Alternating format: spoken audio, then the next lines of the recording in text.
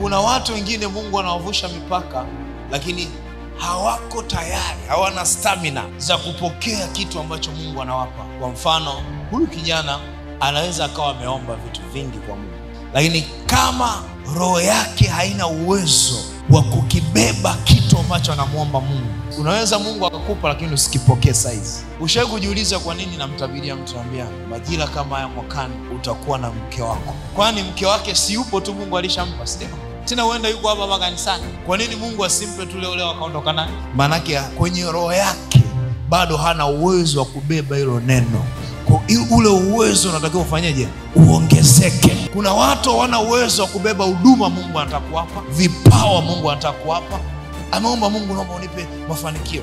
Mtoto wako mdogo, unaweza ukawa unamwekea hela benki. Mtoto mdogo ukachukua milioni 5 ukampa, utawaambia benki asichukue labda mpaka atakapofika miaka 15. Kwa nini hela ni ya kwake, lakini haumruhusu ichukue saizi aende nayo shule aitumie? Kwa nini? Hana uwezo. Kama hana uwezo, Mungu anaweza akawa amemvusha hilo eneo, lakini baraka yake Mungu anaiweka pembeni. Ndio maana unaona Danieli ameomba, Mungu anamwambia Danieli, tangu siku ya kwanza ulivyotia moyo wako ufahamu, ukajinyenyekeza kuomba, maombi yako yalijibiwa. So siku ya kwanza Danieli maombi yake yamejibiwa, ameshapokea, lakini uwezo wa kupokea anachotaka kupokea haupo. Inabidi uongeze uwezo kwa kufunga siku 21, ndio majibu yanakuja.